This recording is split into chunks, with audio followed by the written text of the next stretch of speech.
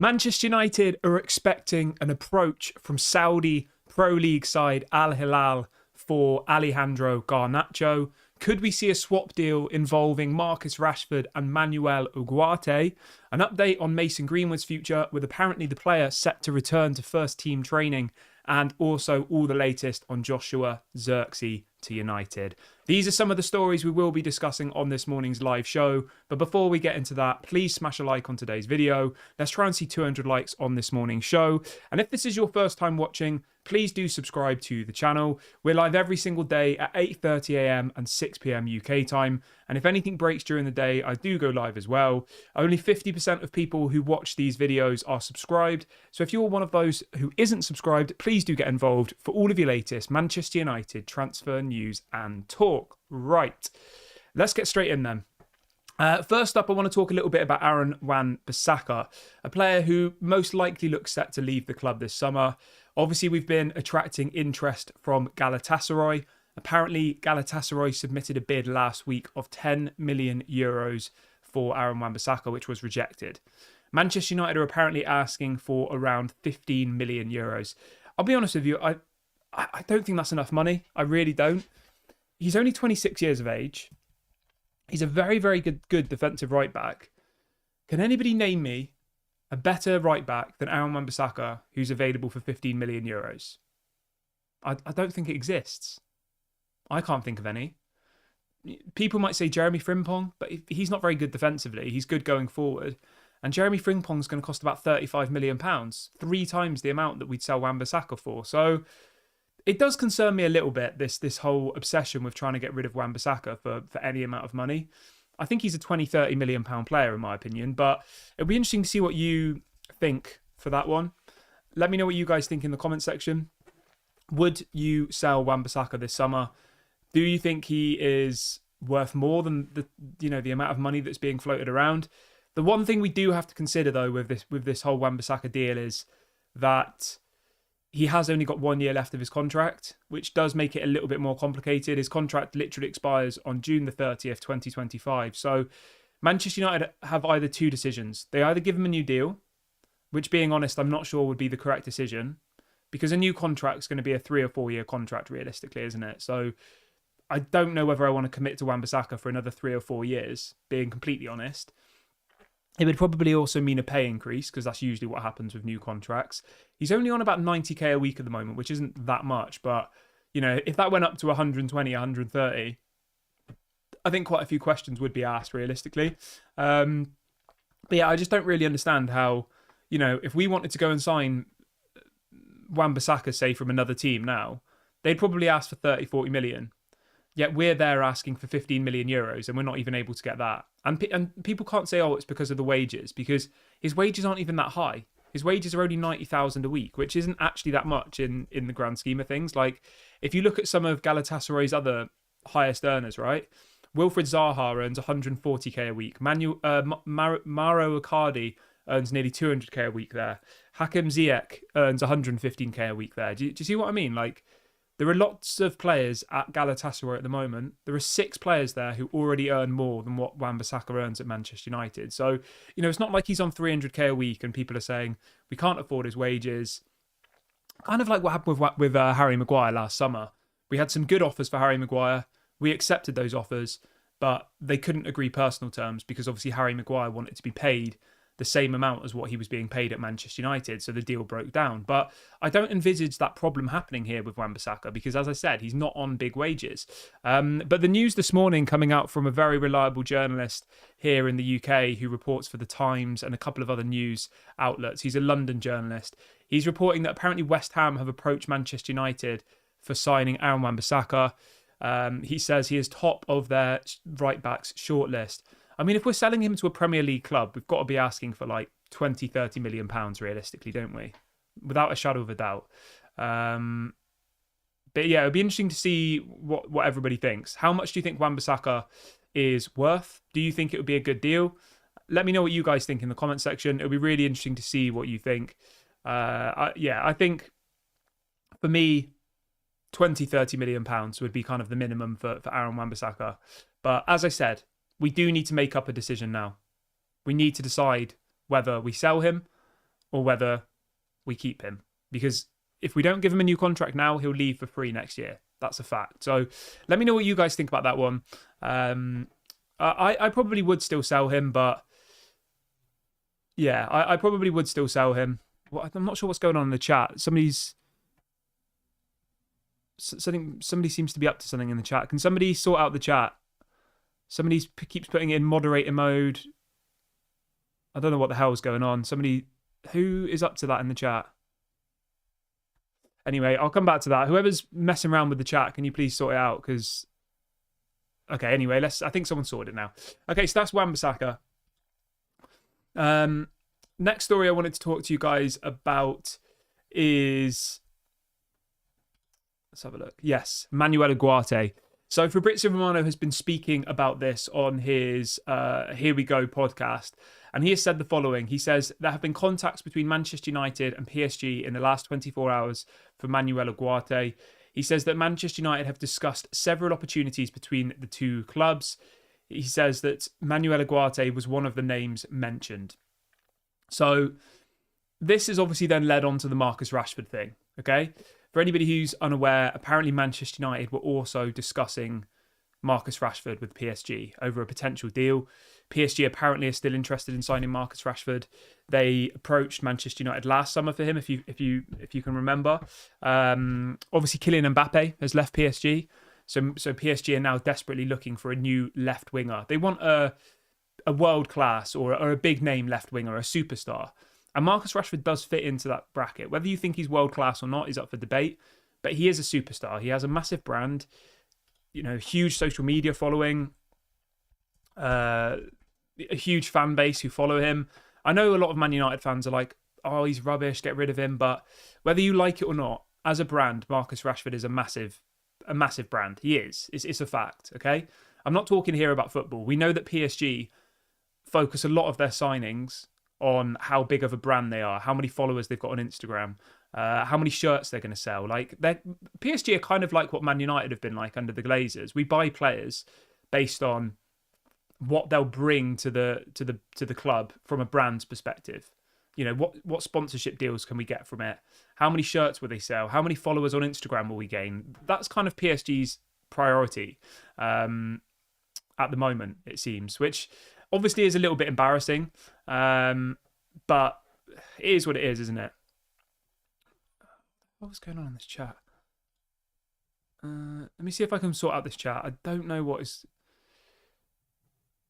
Somebody is messing around in the chat. Is it...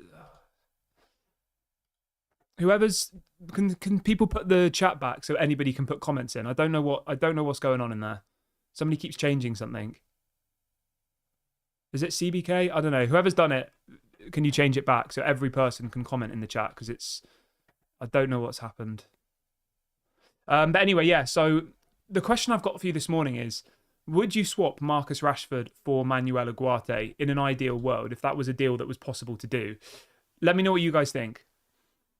I probably would, to be fair, but I think Marcus Rashford is worth more than Manuel Ugarte, being completely honest. Like, Marcus Rashford's probably 60 to 80 million pounds, I would say, whereas Manuel Ugarte is valued at only around 40 to 50. So I don't think it would be a particularly fair deal for Manchester United, being completely honest.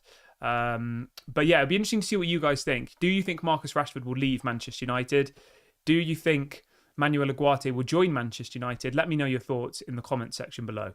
Everyone who's just joined the video, if you could do me a small favour and hit the like button, that would be really, really appreciated. It helps to bring more people into the channel. It will allow us to do bigger and better things in the future. So please hit that like button if you haven't already. Let's try and see 200 likes on this morning's show. And if this is your first time watching, please do subscribe to the channel as well. We're only 5 subscribers away from 24,300. So if this is your first time watching, please do go and subscribe and get involved here on Daily Red Devil. I'm going to try and sort the chat out really quickly because I don't know what's happened. Somebody has done something which means that...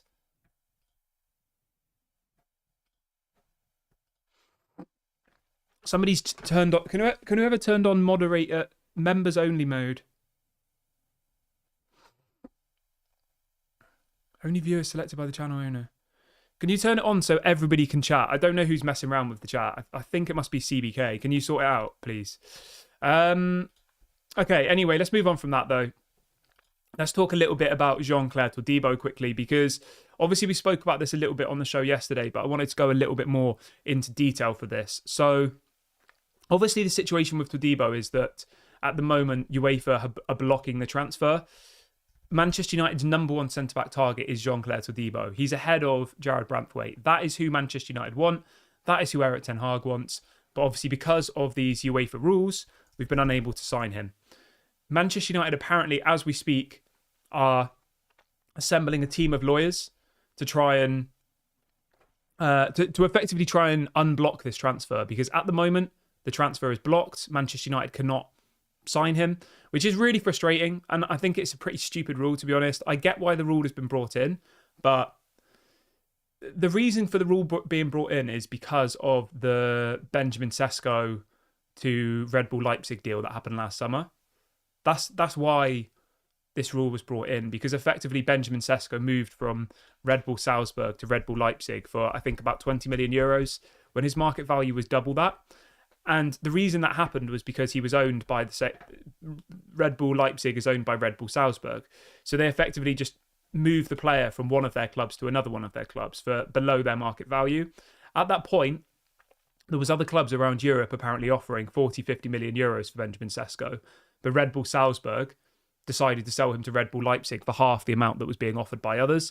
So effectively, it's the naughtiness of some other clubs in the past, effectively cheating, breaking the rules or bending the rules, that have got us in this position. And the bit that's the most frustrating about this Jean-Clair Todibo thing is that Manchester United actually want to pay the market value for Jean-Clair Todibo.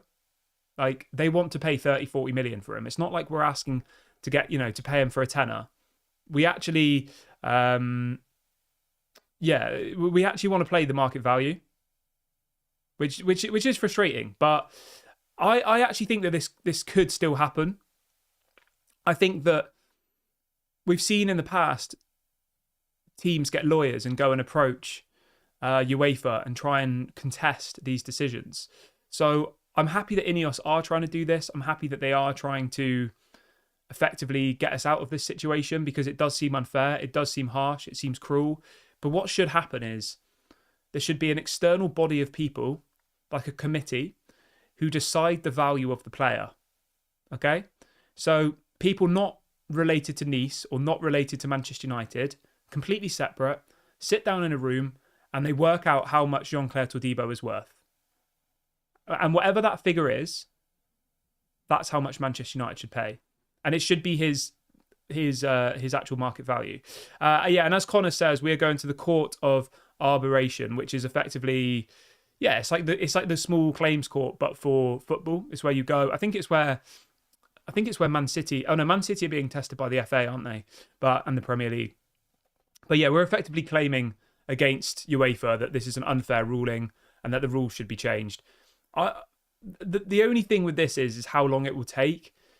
If it takes 2 years, then maybe Jean-Clair Todibo will want to leave Nice in that time, and then effectively he'll go somewhere else anyway. So it is obviously a time-sensitive thing, but I do still think that Manchester United could probably get this together, especially if they're getting lawyers and stuff, But yeah, we'll wait and see what happens with that one. The other thing that I don't understand as well is, could we sign Jean-Clair Todibo and then not play him in the Europa League this season? Is that allowed? I don't know. I'm not sure the exact finite details of the rules, but it'll be interesting to know if anybody knows in the comment section below.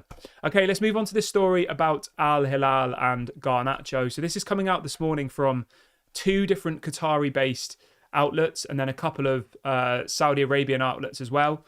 And they're reporting this morning that apparently Al-Hilal are set to make a bid for Alejandro Garnacho as they search for young wingers this summer.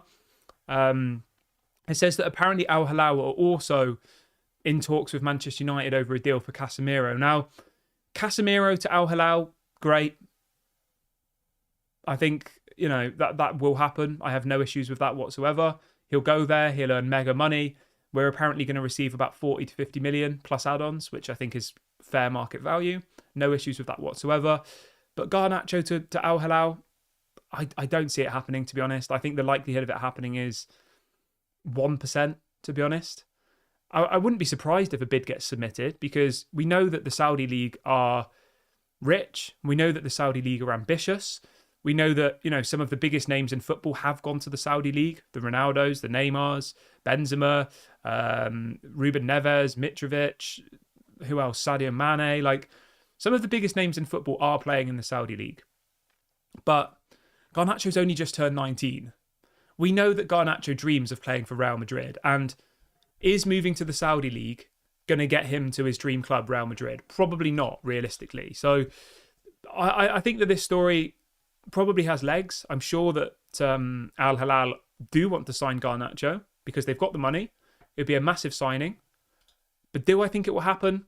No. I would be absolutely shocked if Garnacho wanted to move to Manchester United, wanted to move to the Saudi League. I would be honestly shocked.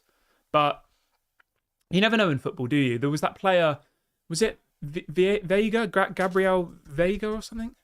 Yeah, Gabriel Vega. I don't know how to say his name, but Gabriel Vega was another player last season, right? Who apparently had offers from Real Madrid, loads of different teams. I think he's only 23. No, sorry, he's only 22. He was regarded one of the best central midfielders in La Liga. Literally had offers from all of these top clubs, and he decided to move to the Saudi Pro League. So it does happen, but it is quite rare that, a young player who could effectively go to any club in the world would decide to move to the Saudi Pro League. Realistically, the only reason they would do that is for money, realistically. Yeah, but we'll wait and see what happens with that one. I personally don't think Garnacho would even consider moving to the Saudi Pro League. We know that he admires Cristiano Ronaldo. Cristiano Ronaldo is obviously playing in the Saudi Pro League, but Cristiano Ronaldo is nearly 40. Garnacho's not even 20 yet.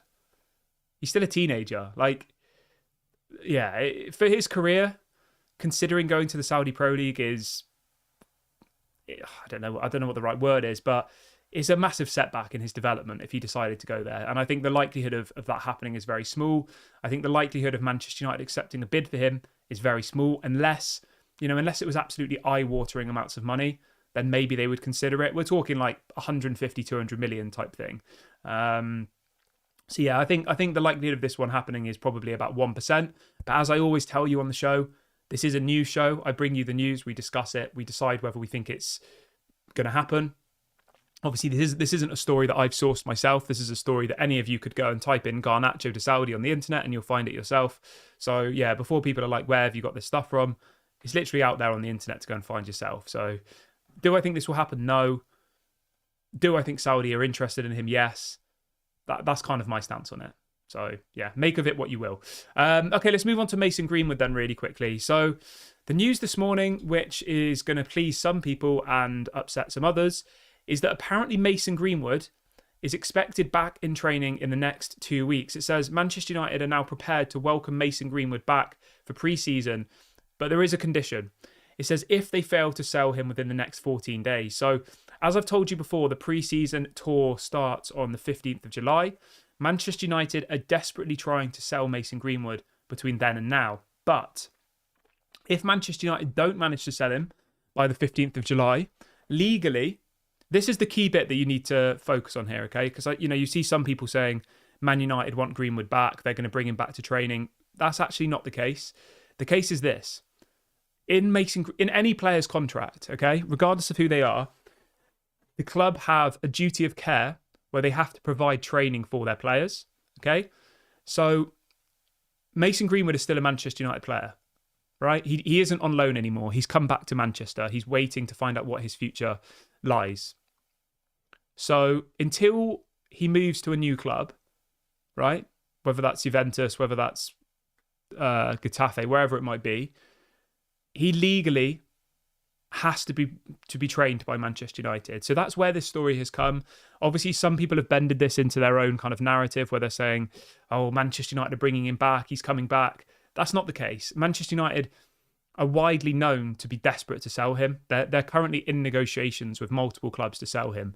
He will be sold, but if he isn't sold within the next 14 days, he will have to train. Probably with the under-21s, I reckon. But we'll obviously wait and see what happens with that one. Manchester United are apparently asking for around £40 million for Mason Greenwood, which I think is a fair price. Obviously, that would be 100% profit on the books because of him coming through the youth academy, because of the fact that, we've never paid a transfer fee for the player. So he would be 100% profit. But you can let me know in the comment section, do you want Mason Greenwood to come back to Manchester United? We've got over 400 people watching now, which is absolutely amazing. If everyone could do me a small favour and hit the like button, that would be very much appreciated. Let's try and get 200 likes on this show this morning. We've got about 100 so far. So if everybody watching hits the like button, we will achieve that target, no problem at all. And please do make sure to subscribe if this is your first time watching. Only 50% of people who subscribe to the channel, only 50% of people who watch the channel are subscribed. So if you're one of those 50% who isn't subscribed, please help out. Why not? It's free content. It doesn't cost you any money. So if you are in a position to hit the like button and subscribe, that would be very much appreciated. We're now only 2 subscribers away from 24,300. So let's try and hit that by the end of today's video. Okay, let's move on to Joshua Zirkzee. Somebody's asking about details on a Greenwood swap deal with Napoli. I'll be honest with you, mate. I have not heard anything about Greenwood going to Napoli, but let me have a quick look for you. 1 second. Yeah, well, I know Napoli are interested in him. That's been widely reported. There are lots of clubs interested in him. Lazio, Napoli, Juventus, Getafe. But yeah, I haven't heard anything about a swap deal with Napoli, to be completely honest with you. I mean, I'm looking on the internet now, and there is nothing about a swap deal. Oh, there's some here. A Nigerian soccer website. I mean, if this is where the stories come from, it says Napoli would be willing to accept an offer from Manchester United that includes Mason Greenwood heading to Napoli in opposite direction to sweeten a proposed deal for Victor Osimhen. I mean, if that happened, it would be absolutely unbelievable, wouldn't it? Osimhen has a release clause of 130 million euros. So what's that? Let's work this out quickly whilst we're live. So 130 million euros is 110 million pounds. So if we value Mason Greenwood at 40 million, we send Mason Greenwood to Napoli, and we would then have to pay 70 million pounds on top of that for Osimhen. Let me know what you think about that. So effectively what this story says is we give Napoli 70 million pounds plus we give them Mason Greenwood and they give us Victor Osimhen in exchange. I mean, if that could happen, I would definitely do that. But I think the likelihood of that happening is pretty small, to be completely honest. I don't think Man United will go for Victor Osimhen personally, but you never know in football, do you? But yeah, that's where that story's come from. I'll be honest, the source is not a very good source. Like, the website looks extremely dodgy. It's called All Nigeria Soccer, the complete Nigerian football portal. I've never heard of this website, but they are. Yeah, they're reporting that apparently Manchester United are going to try and do a swap deal for Mason Greenwood. This was 3 days ago, and I've not seen anything else about this story since then. So I think we can probably put that story in the bin, but you never know in football, you know? I personally think Osimhen will go to Chelsea, or maybe to Arsenal. But yeah, I think the problem with Osimhen is obviously that release clause. It's 130 million. Is he worth that? I'm not entirely sure if he is, to be honest. I know he's a very good player. I would like to sign Osimhen for sure, but I'm just not sure if he's worth 130 million. I think it's a little bit crazy. Somebody says, what are Osimhen's wages? I can find that out for you really quickly. Osimhen's only on 113,000 per week. Sorry, that's wrong. He's on 250,000 per week euros. So not bad. When you think we pay Casemiro 200. What do we pay Casemiro? We pay Casemiro and Rashford about 350 a week. So he's earning under 100k less a week than Rashford and Casemiro. But yeah, I personally don't think that will happen. But somebody in the chat says, as a Nigerian, I've never heard of that site. Yeah, I mean, there you go. The website looked extremely dodgy, and not in a weird way. It just didn't look like a very good website, you know? It looked like it had been made on, like, I don't know. It just didn't look very good.